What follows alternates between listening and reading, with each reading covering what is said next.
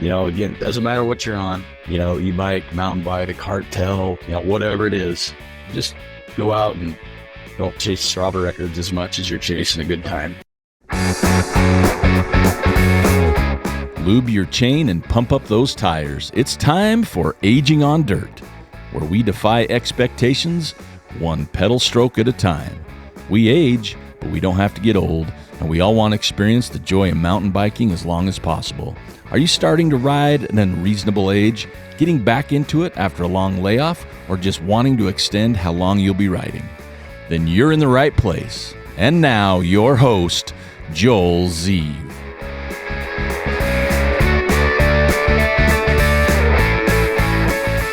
Hey, welcome back to the show, and today I'm honored to have on the show Aric Manning, the Executive Director of the Trails Foundation of Northern Utah. When many of you have reached out to me and started asking about where e-bikes are allowed or they're not allowed, the different types of e-bikes, and most importantly, how the rules may be changing in the future, to me, Aric was the obvious guest to have on board. So we're going to be discussing all that, including the reality of riding the trails where they're technically not allowed. So you're in for a fun ride today. So hang on. So welcome, Aric. Hey, thanks for having me, Joel. I appreciate you being on the show. This is going to be fun.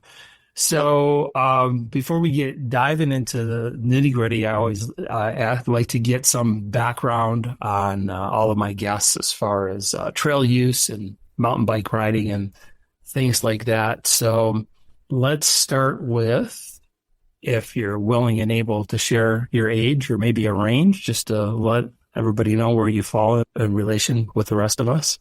Sure. Well, I think you can find anything on the internet anymore, so I got nothing to hide. I'm a proud 52-year-old. There you go. Okay. And I know you've been on riding mountain bikes, mostly you're trail runner, but you've also got some mountain biking background. Do you want to just share briefly a little bit of that? Yeah, I have rode mountain bikes through most of my life. I did have a fun little accident on Skyline on July 4th one year where I decided to go head into a tree coming down Skyline towards Windsurfer and smacked my head pretty good, went down the mountain, took me a bit to find my bike, and then I quit riding mountain bikes for a while. It kind of shook me. Oh, I bet. I had some friends with me, so they took care of me, and we didn't realize the severity of it until later in the evening at the fireworks barbecue when I kept losing track of time and where I was. So then I turned, long after that, I turned into the trail runner, ultra running, different longer distances, and never wanted to get away from the trails. And then as of earlier in 2023, me and my wife got a couple mountain bikes and started up again. I'm a little more cautious because I am a little older than I used to be. But then I also got a gravel bike this year, which I've really enjoyed as well. So okay, little history. Nice. Okay. So tell us where you live and where's your favorite trail that you like to ride that's nearby? Well, I live just right here in Ogden. Super proud and enjoy that a lot, with especially the access we have. As far as riding trails go, we have enjoyed it up at Powder Mountain quite a bit. Such a great location with some good flowy trails. Can't go wrong on Sardine. I don't really go on the BST because there's just a lot of people there, and I like to be away from that a little bit. But come on, Spork, are you kidding me? That's got to be the one. So that's choices for sure. And then Southern Utah when it's crappy here. So okay. Oh yeah, for sure. It is just absolutely amazing to have the choices that we have throughout the whole state, but even just Weber County. So I know you and your team are a big part of that. So thank you. Yeah, well, we're pretty lucky to have what we have. So for sure. Okay, so why don't we dive in and start talking about what I talked about in the intro with the e-bikes. Why don't we start with just kind of an introduction? I know we're mostly going to be talking about Class 1 e-bikes because that's what most of our audience has. But can you just kind of run through a quick definition of actually what's defined and how they're each described? Yeah, and I want to say thanks for having me on such a great topic because I get hounded on this all the time, and I know it's still a little fuzzy out there, and and maybe not welcomed one way or another. But class one, pedal assist, those are the ones that we see are most welcome on trails for the most part, or allowed. Maybe I should say not that. So, pedal assist only, there's not a throttle. And, there's some gray areas, but max motor power is 750 watts. Jump into a class two, throttle assist. That's the biggest difference there. Generally, same, very similar in the wattage of the bike. Class three, that's when you get a little bit faster. You just get up and go. It's more of a commuter class bike is what those are really rated as. A little bit more laws on, helmets if you're under the age of 17, where the other ones technically don't have that. So those are kind of the three biggest differentials between those. Okay. Speed is one, but throttle assisted or throttle only or pedal assist. So the class 3 has a higher speed limit than the 20. So the ones in the 2s are limited to 20. Well, again, changing, you could probably hit a few different websites and see the differences, but I know, industry standards originally were 20 and then 28, but that's changed. So the biggest thing with class 1 is that if you're not pedaling, that motor is producing no power. Yeah, let's leave that. It senses the pedaling, kicks in to aid it, to help your effort a little bit, but it's not going to do it for you. Right. Okay. So in general, where are the class 1s allowed and not allowed? Again, always changing, it feels like. Sure. Ogden City, Weber County, there's not strict ordinances right now, even though we've had meetings and adoptions of policies. So Ogden City, Weber County, they do allow the ones on trails. Forest Service is where it always gets tricky, and that's changing. It seems like every time I get an email or in a conference, class 1, 2, and 3s are technically not allowed unless it's a motorized trail or road in the national forest. That has been talked about of changing to be more of a district policy because of national parks and things like that. But, if it's a motorized trail, you can do 1, 2, and 3s. Then you got the private lands, Powder Mountain, Snow Basin. And again, you got to dig sometimes to find stuff on their website.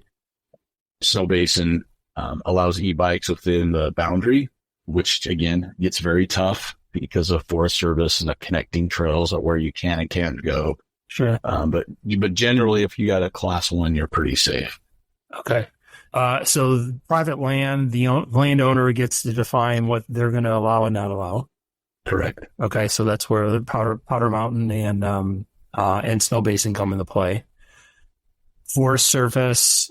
So it sounds like the Forest Service is gradually changing their outlook and where things are allowed, or what's the trend with what the Forest Service is doing? Well, a lot of it, again, this is, comes from Washington. It's not a local thing, but, there's a big thing with ADA, and that's been a big push, because it is a thing when you do get older and, maybe have some health issues. You're limiting my access because I'm on a class 2 or a class 3. I can't pedal, but I still want to get out. So it is a little bit trickier. And I know there's always conversations with user groups, as well as organizations like myself, getting our feelings and thoughts on it. Fortunately, with the Trails Foundation, we do go to different conferences. There's always breakout sessions in regards to e-bikes. Some of the misconception, I'll say, just because, again, e-bikes are newer. They're here, but it's not like we've got a lot of data on e-bikes. So we get people saying, oh, e-bikes tear up the trails. And there's not really data for that. It's not that because they go fast or there's a motor or the tire spins or whatever that it's causing damage to the trails. So I think the Forest Service is open-minded. And again, with the ADA compliance with different things, I think it's ever going to be ever changing at this point. But so really, anytime you do anything at the federal level, it takes time. Oh, yeah. Well, I think at any government level, right? Yeah. Right. Yeah. So with everything evolving, then it sounds like the best way to stay up to date is really to keep in touch with you and Trails Foundation. And when significant changes are made to any of those areas, we're going to hear about it directly from you, right? Well, we try to educate the best we can because, let's face it, if you don't know, you don't know. And I know people buy e-bikes under misconceptions. They're not always told the facts or the truth. Oh, or can I ride this? Oh, there's trails right out the back, or, so there's some of that. We've had a lot of people talk to us and have been misinformed, and we just say, hey, before you buy something, do a little bit of background on it. You're buying a car, e-bikes aren't cheap. So if you're going to invest in something, understand it before you invest in it. Some people buy bikes and they're not aware there's classes on them. So right. We just try to educate, but we always try to be part of the conversation as well. And we listen to both sides. There's people out there that aren't fans of e-bikes, which everybody has a right to their opinion. I've talked to many mountain bikers historically that were not fans of e-bikes at all, and they have e-bikes now. They see the benefits, too. So, we just try to keep everybody educated and informed as best we can. Okay, great. So talk to me about places like Moab and Park City, because I know, as you said, the rules are changing and they're flexible. And my experience on Forest Service land, for example, is I have ridden by rangers in the near Art Nord, stopped and talked to them, and then ridden off on my e-bike, and not a peep. I was down in Richfield and took a shuttle ride up to the top, and the driver was saying that she had a conversation with one of the rangers there. Said, "Hey, what's the deal with e-bikes? Are you enforcing no e-bikes?" And he said, "My job is to get people on the trail." So he basically didn't answer the question. And then, so I'm wondering, I guess this is really two questions in one. So Park City and Moab seem very strict in their enforcement of e-bikes, while the Forest Service seems much more flexible with their enforcement. Why are there such big differeces? That's a really big question. I think at the end of the day, we go back to, we talked about, Snow Basin and Powder Mountain. I think as us an organization, we support the landowners. We're a nonprofit. My biggest thing is it always comes down to the rider, not the vehicle. It's the person on the bike, on the horse, on the ground. It's not what they're doing. So, Park City is unique in the fact that they do own a lot of property. It's not like here in the Ogden area where, you can ride a mile of trail and be on 7 different property landowners within a mile. I think that's one of the big differences. And I know a lot of people in the community kind of get excited. Hey, Park City's got directional and they've got, X, Y, and Z, and it's because it's theirs. If we try to get anything directional here, you're getting 5 or 6 landowners to buy in. And, if I get on the 22nd Street and I park there, how do I get back to my car if it's directionals, different things. So I think Park City and Moab are definitely unique in the fact of the amount of riders they get. You're also looking at 2 very big touristy locations where I think if you're local, you understand the rules a little bit more, or the ordinances, whatever that might be. But when you're coming from out of town because you love Park City or Moab, I think they're just trying to be consistent in their messaging to know, hey, you can't do this or you can do this. So simplicity for it. But I don't know, not having those conversations, if there's a true reason why, and back to the second part of that question is, there's the legality versus reality. Who's policing this? So when you talk about that park ranger, Forest Service individual, it's like they're stressed thin. They can barely do what they want to do every day. So if they had to police and look at everything, and then now was it a ticket? And I agree. If there's people outside recreating, isn't that a win? But at the end of the day, and then it does really come down to the user. So it makes it tough, just like anything on the trails. How do you police it? Directional is the same way. It's a directional trail. Who polices that? Right. Generally, it's the user. But as we all know, there's a lot of user conflicts because some people are above whatever an ordinance or idea is. And some people are very respectful of those things. So, that's where that's where I personally even look at it as a trail user. I'm on the trails, hopefully 5 days a week minimum. That's my goal, right? I run into everything. And at the end of the day, you just hope for the best and, educate people as you can, and people are going to do what they do. Okay. All right, great. That's real helpful. And especially for me is, simplifying it for Park City and Moab is that they're the actual landowner So it's easier for them to take such a vast amount of land and apply this set of rules to that because they're in control of all of it. Well, and then you have connections, right? Like we see that with Snow Basin and Sardine, Forest Service to Snow Basin. When you have, adjoining properties that connect that are part of the same trail system, you're trying to, be as consistent as you can as well. So Moab, I mean, you've got some BLM out there. You've got other locations or state parks down there, national parks down there. And the same thing in Park City, there's some, different ordinances and different property ships. So I think if you can keep it consistent, you really cut down on the confusion. Most trail users have no clue where they're at property ownership wise. They just know, hey, this section of trail is awesome. Forest Service, Snow Basin, sure, private, whoever, most people don't know the answer to that. And the great thing is, if you're enjoying yourself, hopefully you're doing it in the right way where the trails are great and it doesn't make that big of a difference. Exactly. Yep. That's what it comes down to.